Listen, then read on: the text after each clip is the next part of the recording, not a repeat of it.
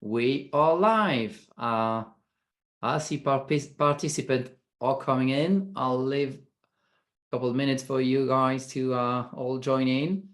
Basically, I'll be your host today, tonight, or this morning, depending on where you are on the planet. So I'm Fabien, Managing Director and founder of Fab French Insurance and Fab Expat Services.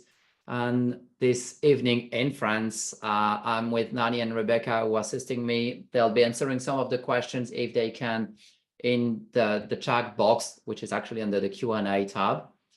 And this is it. So thank you all for joining.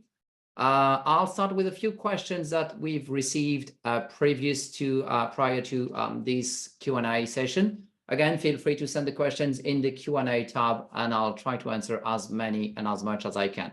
Just as a disclaimer as well, any unaddressed question, just bear with us, but we'll also make sure that we answer each and every questions after the event.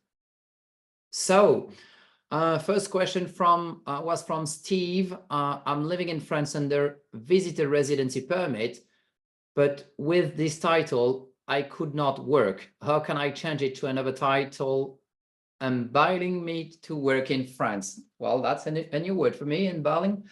Enabling, I think it was, that was a typo mistake probably. So basically, actually France allows that. You can apply for a non-working visa, for example, or non-working residency permit and convert it or switch to a worker permit or even a business visa. So it depends if you'll be renewing your visa or applying for a residency permit, but you just need to, whenever the time is right, so you actually don't need to declare anything particularly, but when you need to renew or convert or apply for a residency permit, then at this stage you declare that you've changed what they call the reason for the stay. So this is doable. Anthony is asking, do we need to be French residents to get a French mortgage? Well, it's a difficult question.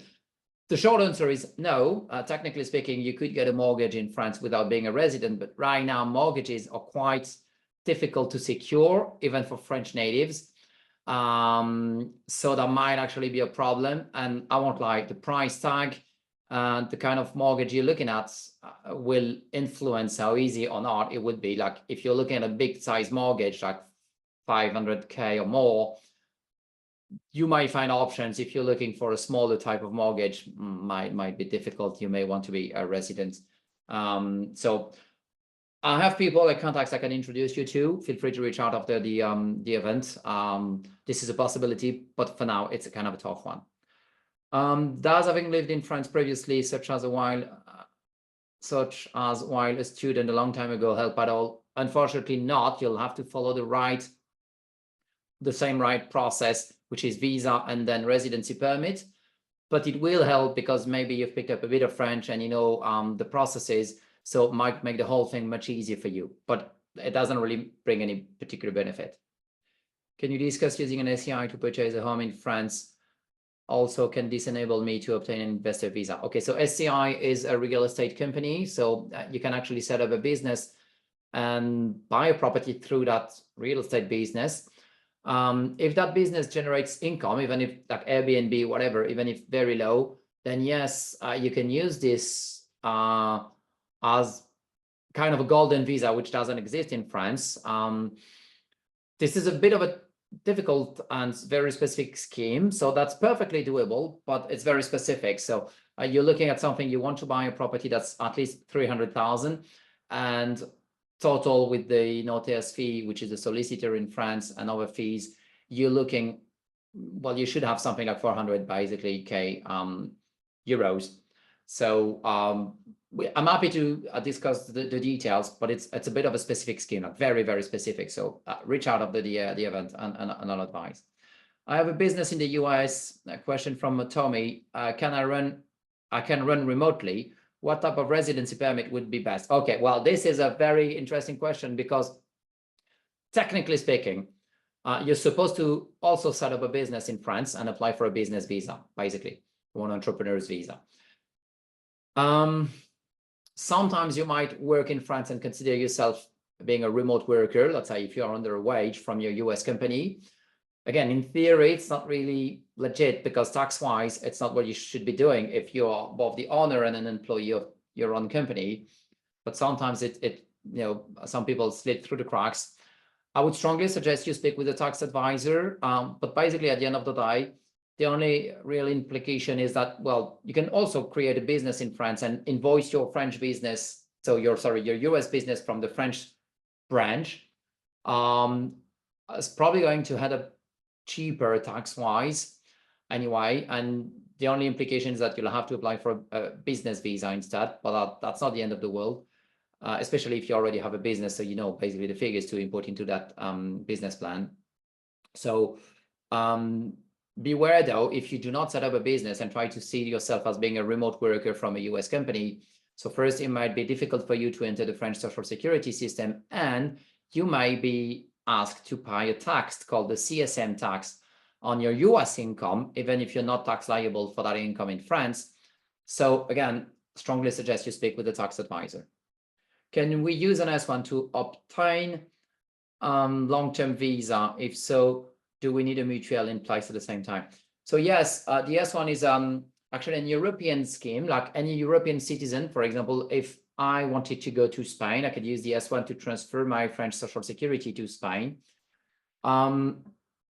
It's also one of the post-Brexit agreements that they've kept. So if you're British and have reached pension age, this is important. You need to have state pension, so 66 years old or more, usually from the UK. You can apply for an S1 and avoid the requirement for private medical insurance. However, you mentioned the word mutuelle. You will need to be part of the French system, which means you'll need to have a French social security number until you can apply for a mutuelle. During that gap period, you're just covered by the NHS through the S1, and that's it. You cannot apply for a mutuelle until you have a French social security number. I'm wondering, question from Leticia. I'm wondering how much income do I need to show for a long stay visa if I own a property in France? So the fact that you own a property doesn't really impact the requirements in theory, but this is France. So actually they'll be much more flexible knowing that you don't have a mortgage, for example. So the theoretical requirement is you need to be making French minimum wage, which at the minute is 1,400 net a month. That's what you should be making, right? 1,399, depending on how you run it up, or 98.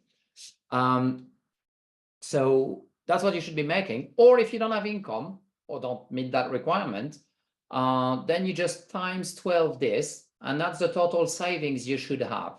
Okay, so that's why I was saying, if you do own a property without a mortgage and you're a bit short on the requirement, whatever savings or income, well, they maybe let you go anyway, because they'll say like, okay, your situation is stable. That's something I like to say as often as I can. You know, a visa application in France, a long-term visa application, boils down to three main pillars. You need to have some sort of medical coverage in France. You need to have, so either through an S1 or you have European social security cover elsewhere, or private medical insurance. The second pillar is you need to have an address in France, rental property, a place you bought, or you're being hosted by a friend's family or whatever. And then the third pillar is income. You need to have either income, savings, or a mix of both. If you meet these three pillars, you're pretty much certain that they'll let you go through the gates. So that's that kind of answers the question, I think. How far in advance? Question from Alan. Question in advance. Sorry, how far in advance to make an appointment with agency for visa application? I believe we'll be looking for carte visitor for permanent non-working residency. Okay, so there's a bit of a mix-up here. So just to clarify the wording, residency is when you are in France and applying for a carte de séjour. Okay, so that's something you do at the préfecture. That's the name of the governmental agency that deals with that in France. So the residency permit, which is a carte de séjour, is the thing you apply for when you're in France. When you're not yet in France, so from abroad, obviously I'm French, so for me, you're abroad from my perspective. So when you're from abroad, so or your own country, you then need to apply at the consulate, but actually technically you apply online on a website called francevisa.gov.fr and offer in advance, then you can start as early as 6 months in advance. Okay. But I would say the ideal application window is 90 to 30 days prior to the intended arrival date. Don't wait. If you're less than 30 days away from that date, it's too late. You have to postpone the date. But within 90 to 30 days, that's the time frame where you can book the appointment, the physical in-person appointment for the interview in a visa center, which often is subcontracted to a private provider, a contractor. So in the UK, the contractor is TLS. In the US, that's VFS. In Canada, that's also VFS. In Australia, that's also VFS. And so these are the guys you'll have to go through an interview with. So hopefully that answered the question. And also the guy, sorry, Alan was mentioning you're looking at the carte visitor. So almost, it depends on what you'll be doing in France, the activities. So let's say if you're not working, retirement, for example, or sabbatical, then you're looking indeed at a particular type of visa that's called the visitor visa. And in this regard, you're correct. This is a visa visitor, not a card. Also, just to clarify, a visa is something that you can only get done with a consulate abroad. And it's a page in your passport, and a carte de séjour, a residency permit, is like a driver license card for most countries. It looks exactly the same. It's like a physical card. Okay. Okay. Christine, I'm in Scotland and want to sell my home and relocate to France. Is that possible after Brexit? Well, this one's a no-brainer. Of course, you're all welcome. Completely doable. The only implication here are taxes.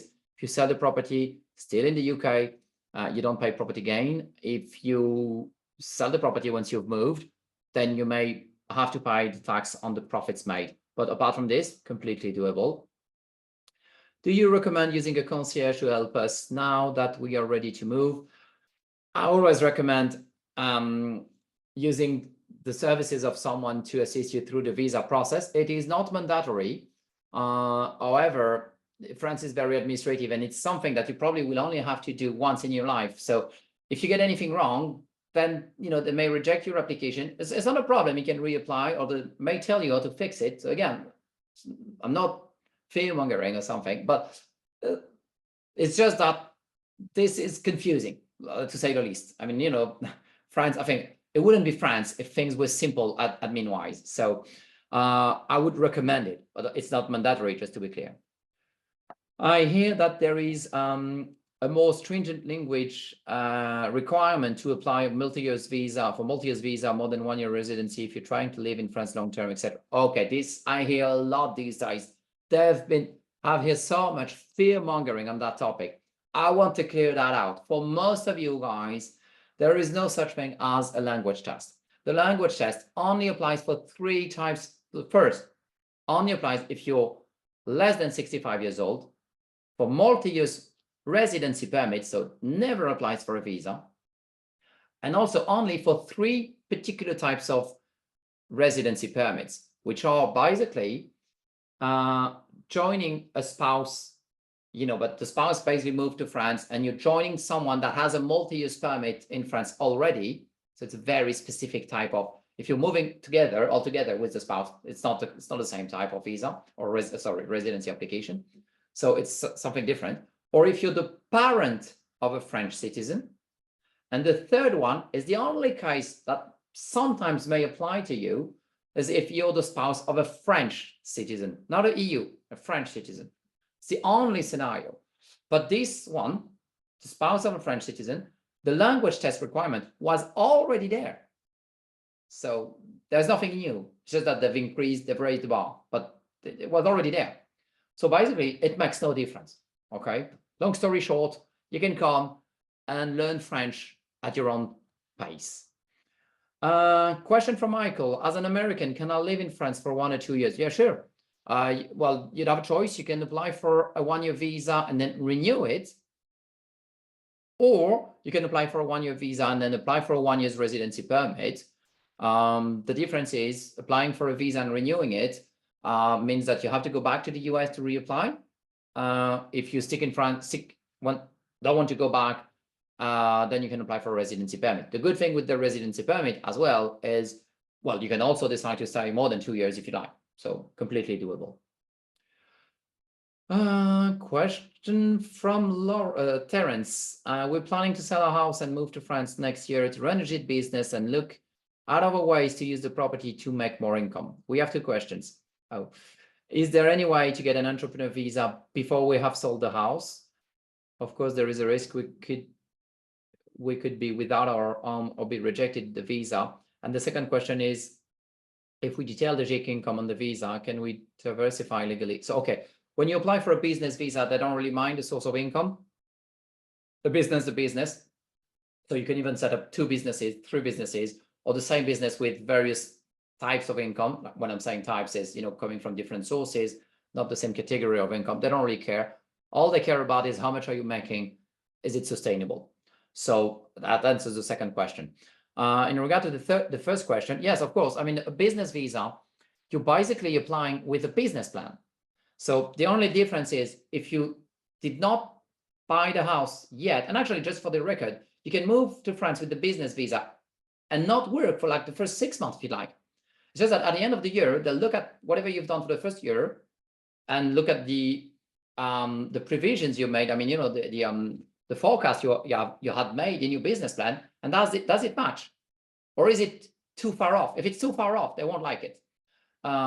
So yes, you can definitely apply for the entrepreneur visa with a business plan and buy the property a month later. That's completely doable.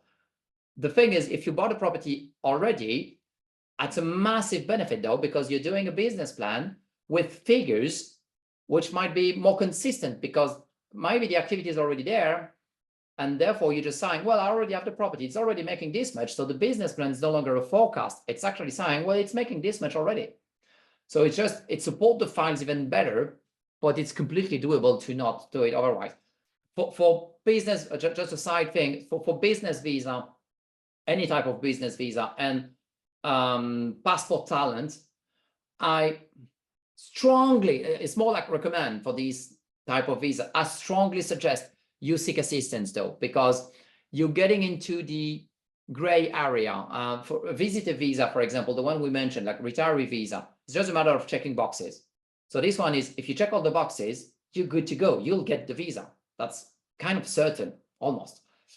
A business visa, passport talent, there is a discretionary bit on this type of application, and there is no such thing as a standard business plan, and therefore you may be denied just because they didn't like the look of the business plan or something like that. So working with someone who knows what they expect to see, like a professional immigration lawyer or expert, is of paramount importance for these particular types of visas. So just something to consider. Sarah, does having been born in France help from British parents and having lived and worked there for some years, but still on a UK passport? Well, it really depends on your situation, Sarah. You're saying you've lived in France on the UK passport. If you just have the UK passport, didn't apply for French citizenship before you turned 18, and don't have a visa, you're basically in an illegal situation. So they will not like it. And I suggest you get your ducks in a row ASAP, because that's a weird situation you should not be into right now. And it probably involves you going back to the UK to reapply. But depending on your situation, maybe you can apply for citizenship, because being born in France is le droit du sol, as we call it. So you may be eligible for this. A lot of questions. Is it compulsory to have a survey when buying a house? Yes, but that's not the same kind of survey that you're used to in the US or the UK.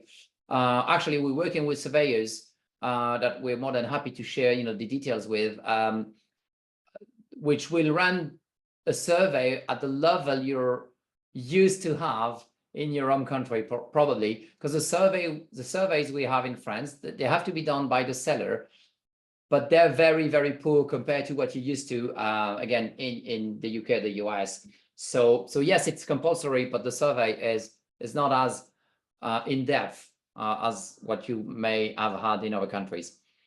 Do EU citizens need a residency permit? So it really depends. If it's a EU citizen couple, not really. I mean, it depends on what you're doing and how long you're staying, and if you're working or not. So there is no such thing as a short answer. I would strongly suggest, as this is for free, that you can get a residency permit. It doesn't cost anything as an EU citizen. And it will facilitate some things like, social security application if you're not working. Again, it depends on the situation. So no, it's more like nice to have, but some situations would require it anyway. So if you own property in France already, can you establish a business within that? Yes, that's what I'm doing. I'm actually, the business is in my property. FAB is in my property. So yeah, completely doable. And also, by the way, you can set up a business without being a French resident, without having a French visa, without even going to France at all. So yeah. Can one buy a property cash, then later opt in a mortgage? Are there any time constraints? So no, not in France. We don't remortgage. Well, we can remortgage, but not the way you used to. Again, if the property went up in value and you want to remortgage to get that extra value, cash for value, value for cash, then no, you can do it. France does not work like most countries, US, UK. The things you used to be able to do, that's not doable in France. In a way, it's to protect consumers, and that's why when there is a crash, it's not as bad in France because people are not in debt as much as they may be in other countries, but also prevents you from extracting cash from a property. So yeah, there's a win and there's a loss in the process. Sorry, when I'm saying long questions, because there's so many, I'll try to skip to these shorter questions, but again, I'll make sure to address every questions. Gary's asking, what are the rules regarding health insurance prior to becoming a French resident? So before moving to France, actually, to support your visa application, so you'll need a visa first, and to support your application, you will need medical insurance. It's a bit boring. If you, the short answer is, well, you just go to FAB. We have an online calculator, and all our plans come with 100% money back guarantee. It's called the sales page. But otherwise, the requirements are you need in and outpatient benefits, no deductible, no excess, no copay, whatever you call it. You also need to have a policy without medical exclusions or one that doesn't mention medical exclusions. In and outpatient benefits should be covered.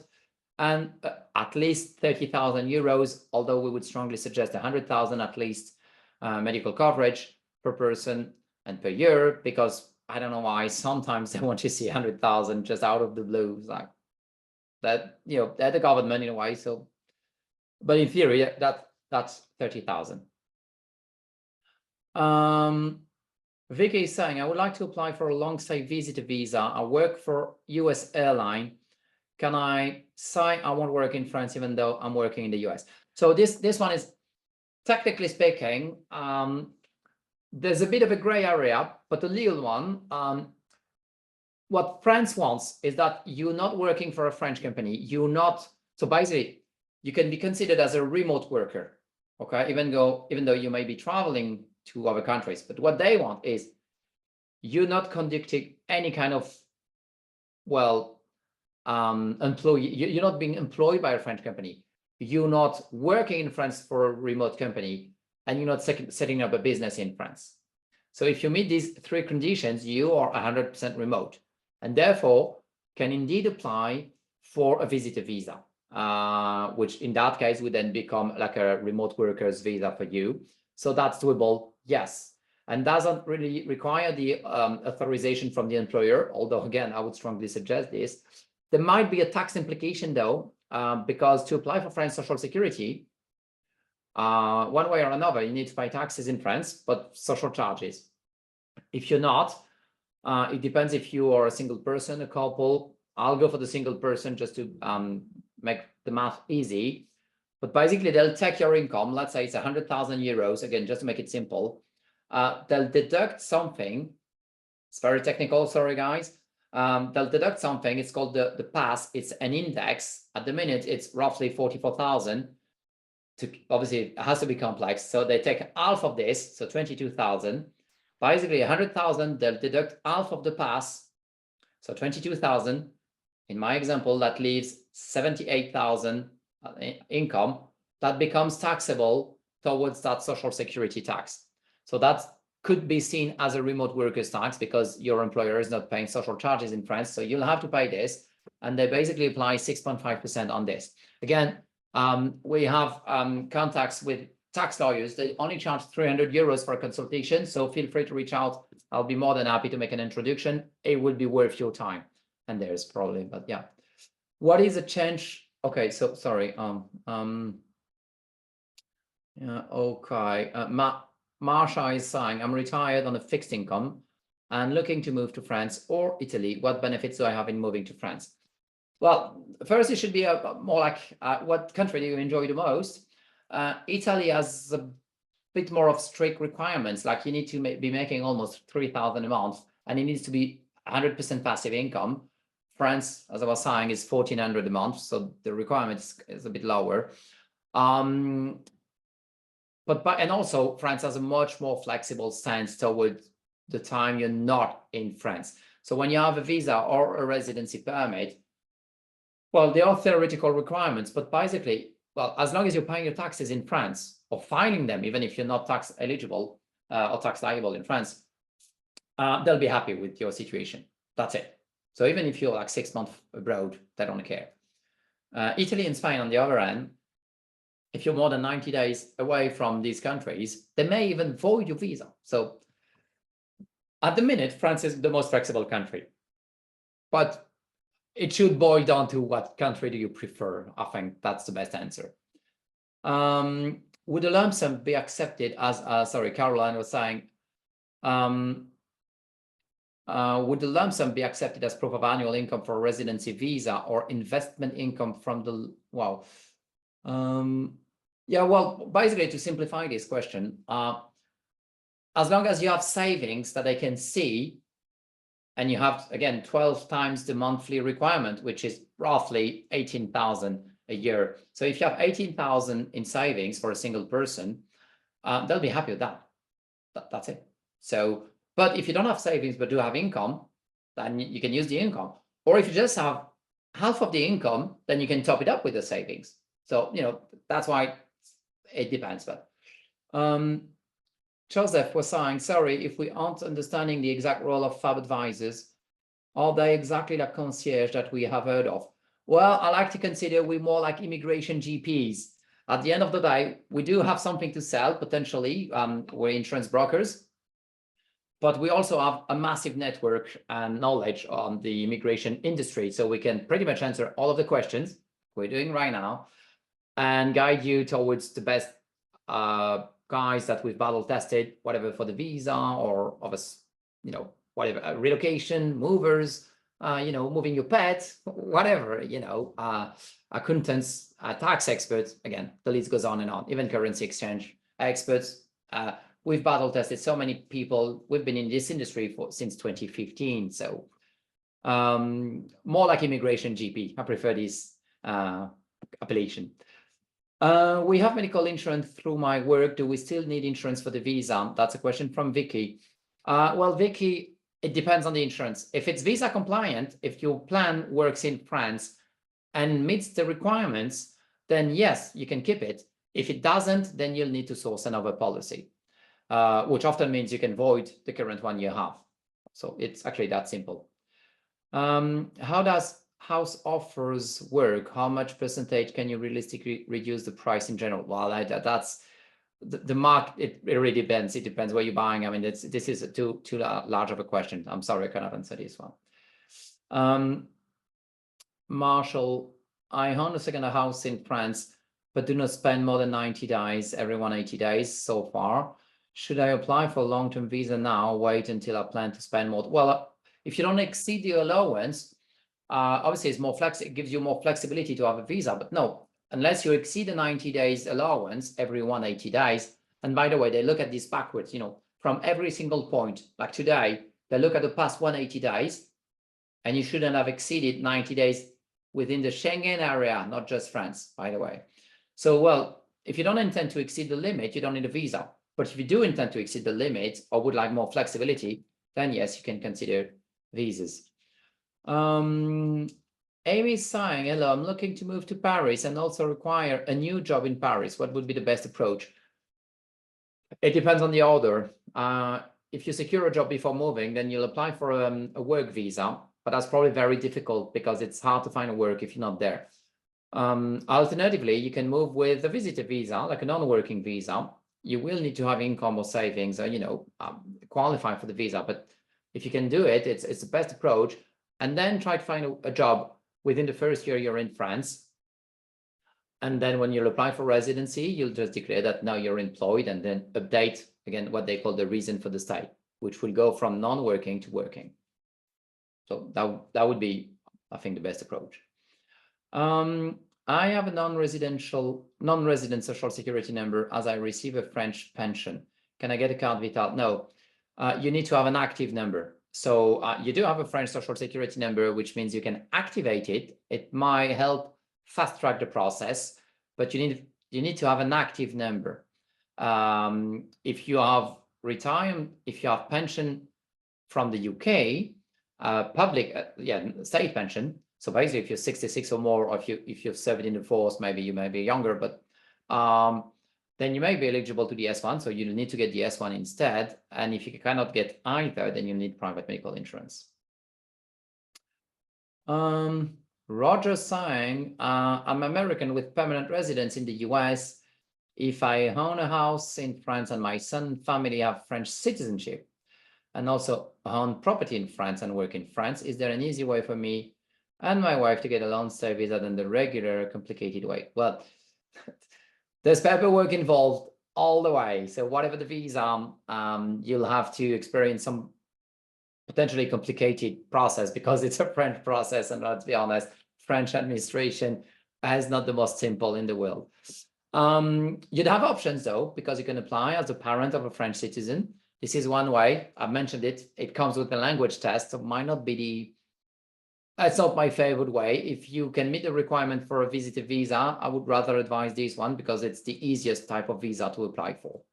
And if you don't want to worry with all that trouble, well, just buy the services of a handholder, immigration lawyer, or expert.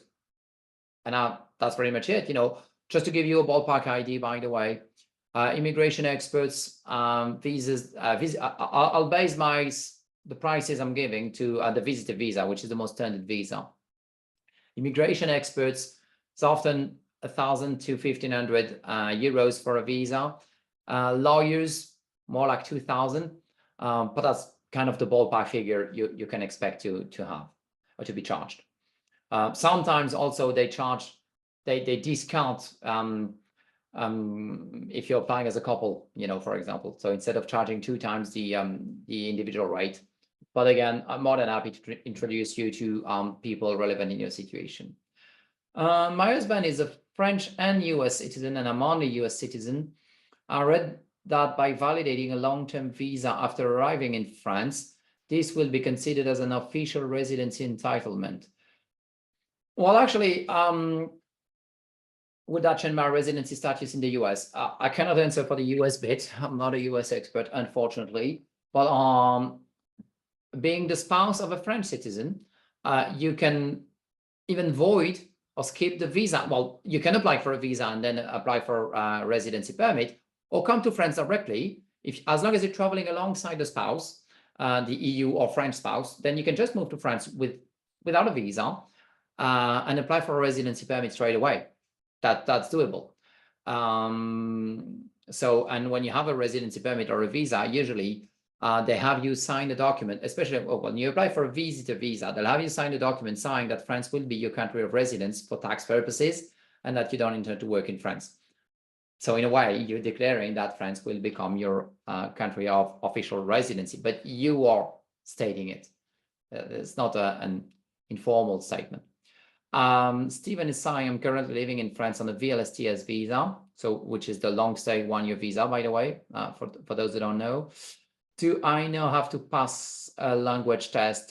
No, you don't. Especially not at the beginning, because usually you apply for a 1-year visa, then you have a 1-year residency permit, and they'll usually want to renew these 2 or 3 times. So basically that's a 5 years process very often. And again, the 1-year permit, for now, it's called, I mean, they keep on changing the names as well. Just again, as if it wasn't confusing enough. But so they've changed the name again. So now they call it the carte de séjour temporaire, which is a 1-year residency permit. So for 5 years, you'll have a 1-year visa, and then for 3 or 4 years, carte de séjour temporaire, which don't come with a language test at all, whatever the reason for the stay, whatever the situation. And then when you get to the multi-years residency permit stage, which now is called the carte de résident, then some carte de résident or comes with the language test. But again, only if you are the spouse of a French citizen, parent of a French citizen, or joining someone who has a carte de résident, so a multi-years permit. It's very specific situations. Again, usually English speakers or coming from an English-speaking country, apart from the spouse of a French citizen, that's not a situation you fall under. And also, it's only if you are less than 65 years old, by the way. How long does it take to close on buying a house in France in general? Oh, this one's easy. The buying process in France, roughly, to be taken with a pinch of salt, but it roughly takes 90 days. So yeah, that's very much it. Leslie's asking, do I apply for my work visa or should my company do it for me? That's usually, well, it depends. It depends on your company's policies. Very often they provide assistance with this. So it's more like ask your employer, and if they don't do it, in theory, that's your job, because it's an individual process. So that's your job. But very often the employer is happy to provide assistance, or when they're not, they're happy to pay for the services of someone who will assist you. So, but it's more of a question for the employer, I would say. Okay. Richard is asking, as a US citizen, if I move to France and work for a few more years until requirement, do I then request my social security retirement payment separately from each country, or can I get paid combined requirement? Well, that's actually funny because, well, in France, social security is not retirement. This is in the US, but beware of what we would call a false friend in French. That wording might be confusing from a French perspective.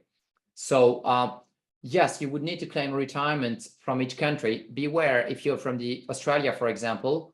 Unfortunately, private pensions are always available, but public pension, if you've moved to France prior to becoming a retiree, they may void the pension. So it's only for Australian citizens, because we don't have agreements with France, unfortunately, Australia and France, for pensions. So what I'm saying is beware, this is not automatic, but yes, you need to apply manually for every retirement plans you might be eligible for. Private, or obviously, are always on the table, will always be available, but the public pension might not be. It depends if France has agreement with your state or not. And as far as I'm aware, unfortunately, this is only for Australia and Australian citizen, unfortunately. Every other, so US, UK, South Africa, Canada, all of these countries, no problem, but I'm just saying, just in case. If I previously had a national insurance number in France and I'm still paying taxe foncière for a property on this number, but I don't live in France anymore, is this number still valid? No, it's just for tax purposes. You'll need to reactivate it. So you'll need to have private medical insurance, then wait for 90 days. By the way, guys, you cannot apply whatever it's activation, first time activation, reactivation. You need to wait until you've been in France for 90 days until you can actually apply for a French social security number or ask for it to be reactivated. Very good example. My brother is in Dublin at the moment. If he wants to move back to France, he had to wait for 90 days as well. And he's French, has a social security number, but it's been deactivated because it's been away for years now. So yeah, just so you know. But again, the good news is that will fast track the process. If you already have a number, because the number is already there, it doesn't need to be created. So it's a more straightforward process. D is asking, is there any benefit being married to someone who has an Irish passport when applying for a carte de séjour? Well, yes, massive one. You're the spouse of an EU citizen. It's the best case scenario. And being Irish on top of that, you're like Rebecca here. So, well, you're definitely invading France. I mean, I've seen a lot of Irish people today, so I should be careful with this. But no, joke aside, being the spouse of an EU citizen, you don't need a visa. You can apply straight for a carte de séjour, so straight for a residency permit. And you still need to have medical insurance, and maybe the Irish passport holder, it depends if that person has an Irish social security number or not. But the bottom line is you need to have some sort of medical coverage. The rules are the same. So if you don't have an EIC, or a GIC are not available, by the way, they're not valid in France for residency. They're only valid for short-term stays or for 6-month visa, like the short-term visa, like they still call it a long-term visa because it, again, France, confusing, but they call it a long stay temporary visa. You can't make that up. Okay, as Richard, I was reading that as well. If I get my Greek citizenship, what type of visa do I need to buy a property and live in France? I'm also a Canadian citizen. Well, Canadian does not really help. Well, you'd follow the regular process. If you get Greek citizenship, then you'll have EU citizenship, and then you'll be applying. So you'll need to have a residency permit because you don't have social security. So, but then you'll be able to enter France without a visa, stay in France without a visa, but you'll need to apply for residency permits. By the way, this is something worth mentioning. You can apply for a visa in the country of citizenship, or citizenships if you have more than one passport. And you can apply for a visa in the country of residence. So let's say you have US and UK nationalities, and you're currently living in Australia, then you can apply in Australia, UK, or US, nationalities and residency. But also there is only one country of residency. If you have more than one, I don't know what you're doing. It's probably not legit because you're not supposed to be able to be in more than one country at once as a resident. You could be paying taxes in more than one country, though. Okay, sorry, where I was. Okay, George is saying, do I need a visa if I buy a house in France but stay in France then less than 6 months per year? And do I need a visa if I rent out a house when I'm not there? So you don't need a visa just to rent out the house. Again, you can buy a property, even create a business, basically make money in France without a visa. If taxes are due, you may need to file a tax return in France, but again, all of that is perfectly doable. Second homeowners in France, they may not have visas, and they'll still be paying the taxes some taxes in France that are due on the property. So that's completely doable. If you're less than 6 months per year in France, well, it really depends on the frequency. If it's 6 months in a row or 6 months here and then, if it's 6 months in a row, then you may get a 6-month visa. If it's scattered all across the year, then you'll need a 1-year visa just to be able to come in and out. But if it's scattered across the year and never exceed 90 days every 180 days, which potentially is a possibility, then you don't need a visa at all. So it depends on what you'll be doing. Sally was saying, dual nationality, UK and Australian. Live in the UK, want to retire in France. Oh, Austrian, sorry. Okay, not the same. Okay, EU then. I want to retire in France, but which, okay, but which nationality should I use to settle in France? Well, if you have a EU nationality, I'd use the EU ones because that's much simpler. And you can avoid the visa and just apply for residency. Again, make sure you have, if you use the EU nationality, just make sure you have a EU social security number, an active one. If not, then you'll still need medical insurance, but that would pretty much be the only requirement you'll have. And again, we can help you with these visa insurance and a residency insurance, not a problem. We even have an online calculator if you go on fabfrenchinsurance.com, just in case you want to have a look. But I'll send a follow-up email anyway, so don't worry if you didn't get that. Yeah, well, Joseph's asking, could you possibly give a brief introduction about you and your company's services? Yeah, so we like the immigration GP, as I was saying, so we can answer any question in regard to relocation and relocation services. We're working with a vast network of battle-tested professionals, so we probably have the answer, or we know a guy that can help you with whatever you require, from currency services to relocation to visas to admin stuff to insurance, which is the core of a business. At the end of the day, you'll need insurance to support your visa or residency application, and potentially for car and property insurance, which are the things we do. But we also do, we're an insurance broker, so business insurance and pretty much everything.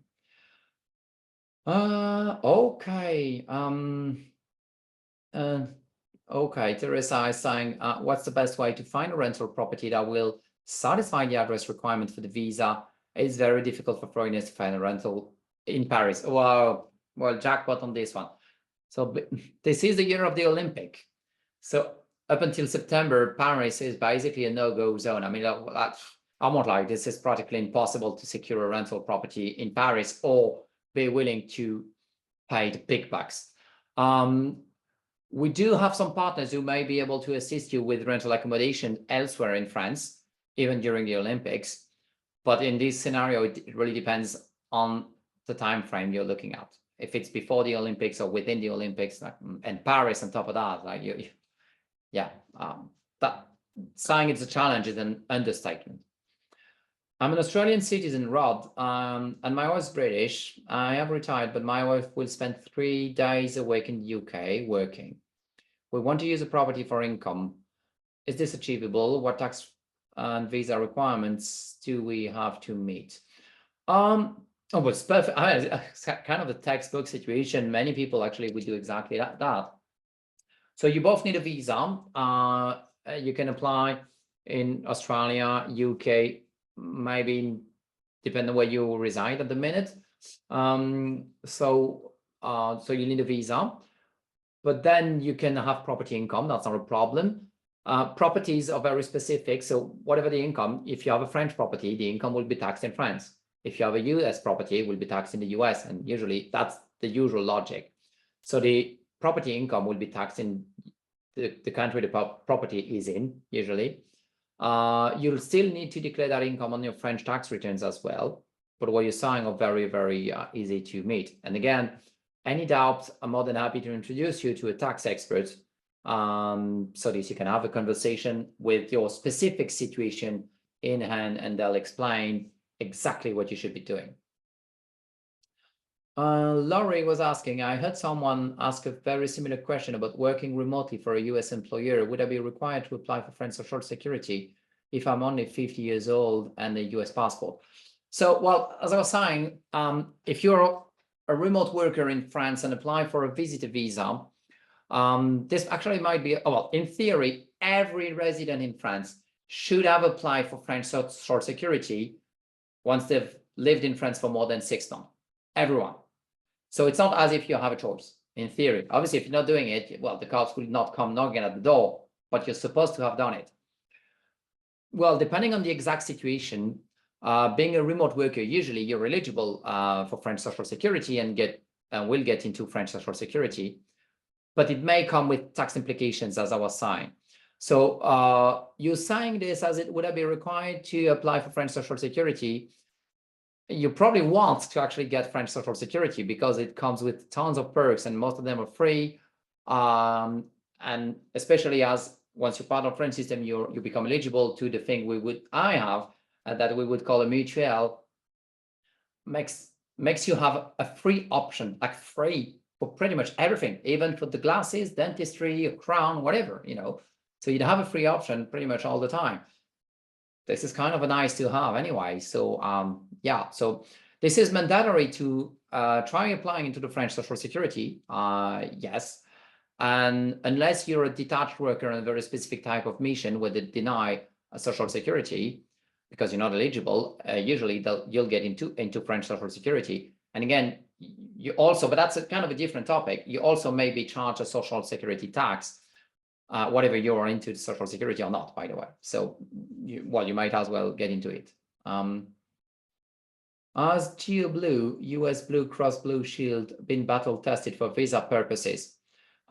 Just to be fair, we don't advise or say anything about competitors, which basically is the case here. So I cannot tell. Our plans have been battle tested and we do offer 100% money back. And as it's a French policy, it's usually much cheaper than American policies, just by, the market is so different. France is so much cheaper in regard to medical care that it's usually a no-brainer. Caroline is saying, is the annual income for a couple simply twice the amount for a single person? Yes, in theory, this is the case. So that's what they'll expect to see. However, as I was saying, depending on your specifics, they have a much more softened stance. Like, well, what we've seen is for a couple, it's more like they expect to see more like 30 to 50% more, not twice. So again, it translates into roughly 2,000 euros a month. That's what they expect to, again, net.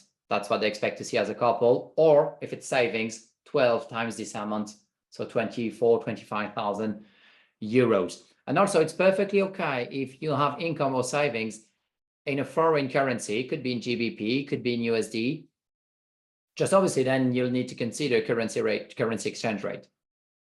And then leave a bit of a margin on top, because you never know, because they'll look at this on the day you apply, and if the currency rate just dropped on this day, that would be a bit of a shame though. So okay, make sure you copy that.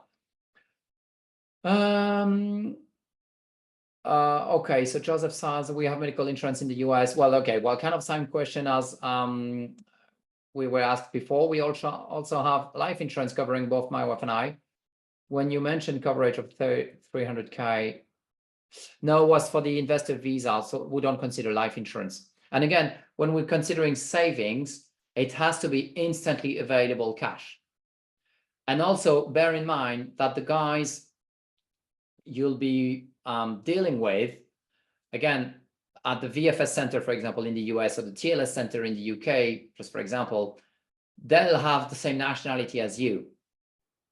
But the guys that are processing your file in the consulate, it's very likely that they'll be French. So I don't know, if you're coming with an ISA from the UK, or from a 401k from the US or whatever, they may not have known about that. They don't even know, they probably don't know what's this.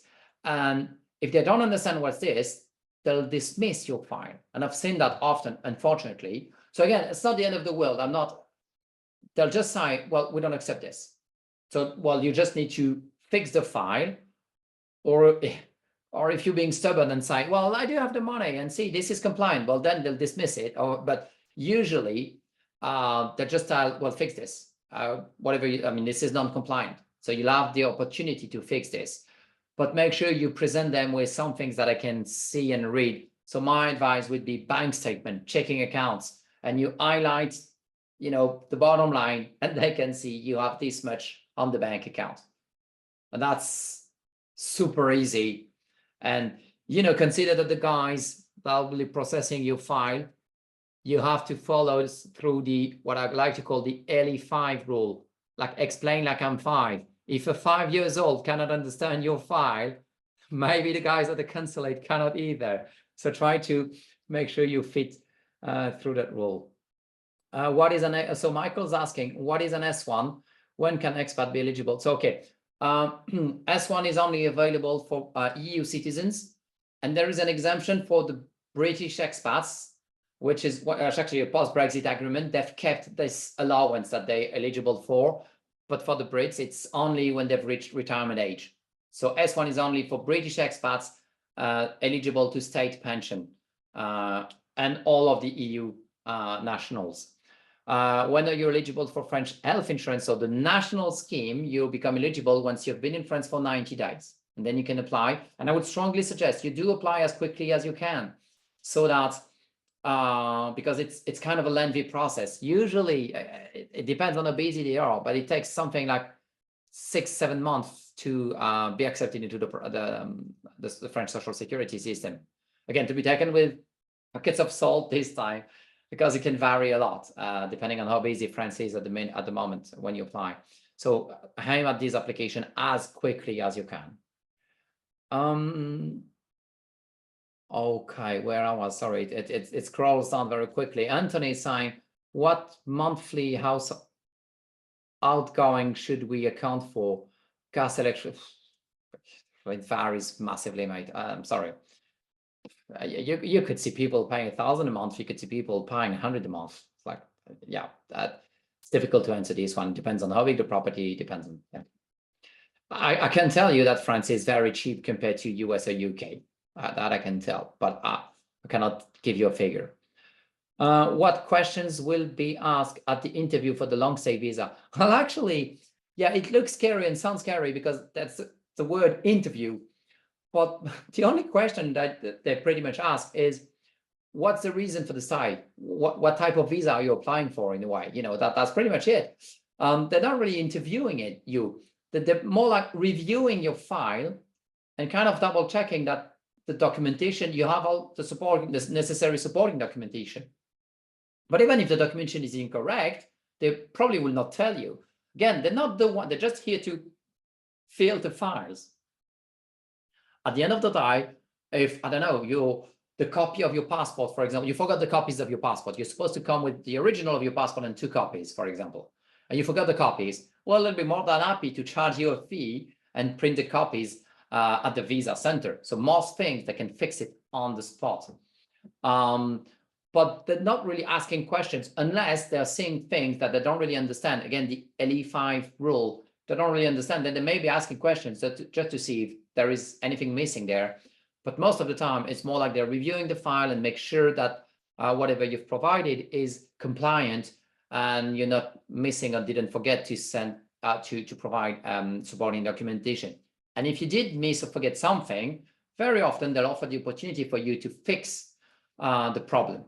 So again, I know it's a stressful process, but most of the time, bear in mind that France wants you around, so they're not making it difficult. They're trying to help. It's just, well, this is an admin process. Do US retirees living permanently in France with only pension income from the US have any social security taxes to get medical other benefits in France? So actually, most of the time, US pensions are tax-free in France. So, well, you pay the taxes in the US, but you're not taxed in France. You do need to file a tax return in France, even on that, and declare that income, even if it's not taxable in France. So it's very important. You may have to pay, again, a tax that's called the CSM tax, Contribution Sociale Médicale. You may have to pay that as a couple. You take the income you have from the total income, actually, total household income. I'm considering 2 people now. You deduct 44,000, which is the current index, the current value of the index, and whatever lies. So again, total income minus 44,000, whatever is remaining might be taxed at a 6.5% rate for you to get social security benefits. But maybe that's not taxable with the CSM either. If you want to make sure of that, you can speak with the tax expert that can actually run through these figures with you more in depth. But most of the time, you're not talking about a massive fee that you'll have to pay for social security, and then you'll be part of the system. So it's very often worth it. Okay. My partner is Hungarian and we have been together over 40 years but are not married. Can I count as the spouse? So it could be a spouse of a partner of an EU citizen. That does qualify. However, you need to have some form of a legal partnership. So it could be a civil union, which can be arranged very quickly usually, but it needs to be done. Shown assign private health insurance to satisfy the visa and during the long stay visa and renewal, but I'm not sure. But then once residency is established, and I'm sorry, the sentence is a bit too complex for me to read. I'm sorry, Sean. Christine is asking, can you be in France for more than 90 days in the past 180 days without a visa? Well, that's point blank answer is no. No, there is no way around that. If you do that, you're up for a fine, and don't think that they don't know, because if you've crossed the border, even if they didn't stamp your passport, that means you've been through an automated gate, which is connected to a central database. So they will know. And if you apply for a visa eventually, you may be up for a fine, best case scenario, or that can even jeopardize your application because they'll be like, you've cheated. So don't do that. Don't try to do that. Okay. Yeah, so, and just to answer, how long must you be outside France? to start the next 90 days. So, well, you need to have been outside of France. I mean, the rule of thumb is actually very simple. Once you've maxed out your allowance, you need to have been outside of France for 90 days in a row. And then you've built up an allowance again, then you come back to France. Another, okay, anonymous guy saying, so it's not true that if you spend 500,000 euros, you will get automatic residency. This is something called the golden visa. France does not have a golden visa.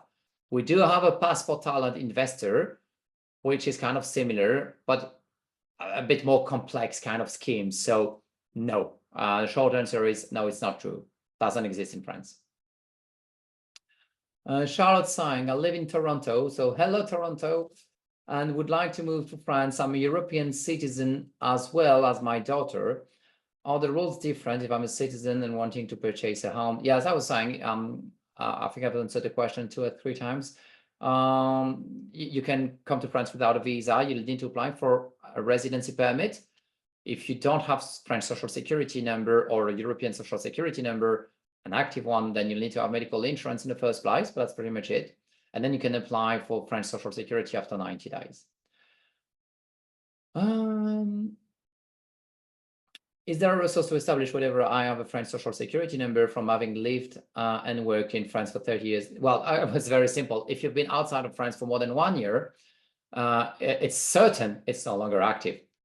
So this one actually, well, there is no tool because it's kind of an automatic thing. Like if you've not been in France, not paying taxes, the minute you're no longer paying taxes in France, it's deactivated. How much is average car insurance and house insurance in France? Well, it depends the car. I mean, if it's a Porsche or Lada, it's not the same. If I really want to be throwing numbers, again, it's 250 to 500 euros for properties. Might be the average premium, but again, can vastly exceed that. And same for a vehicle. But again, really depends. And also for the vehicle, though, it depends on your discount. Which, for example, we will be able to convert American, UK, whatever insurance history you have from whatever country you're coming from outside of France, which is not standard in France, and it's not the case with every insurance companies or brokers. So, well, obviously, I'd say with the best, come work with us, but even if you seek elsewhere, just make sure you're working with people that used to be dealing with expat, but like a lot, not just on the side, like they really are used to be dealing with guys like you, because you might be missing out on a lot. And France, again, is very different. If you bought a policy for car insurance and didn't get the discount and figure out you might have gotten a better discount, then it's over. You're part of the French insurance database now, and there is no way to get the discount back. If you've missed on the discount, potentially you might just have lost 13 years worth of discount. So yeah, make sure you stick with people which are used to be dealing with expats. Any tips on which French companies will demander une autorisation de travail for me, please? Well, no, everyone. If you work in France, you need to have a formal statement. So it's not like which will, like all of them. So unfortunately, it's a requirement for a visa.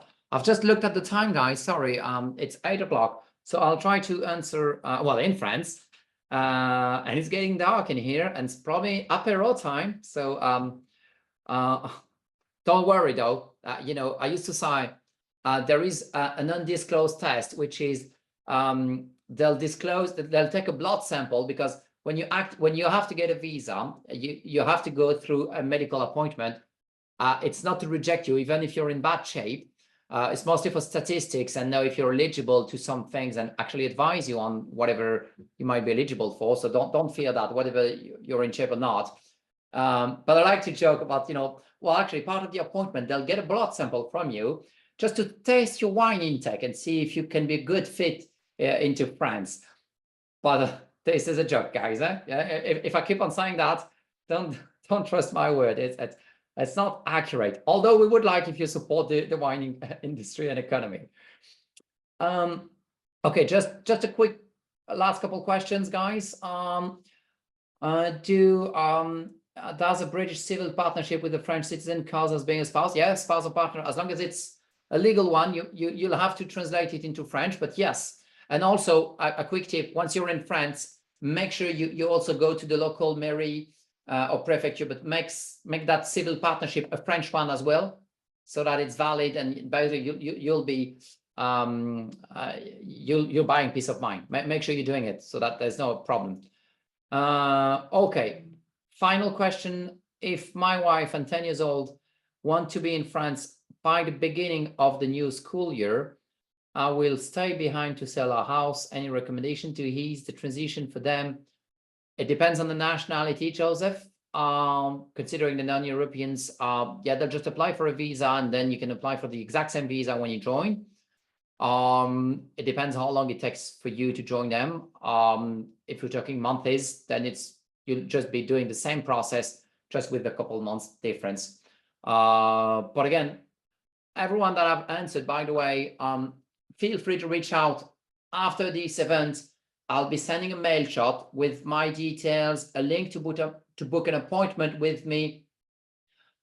Sorry, guys, I'm a bit busy, so if I'm not available, I also offer VIP consultations. These ones are not for free, but if you're in a hurry, you can book these and get a faster appointment with me.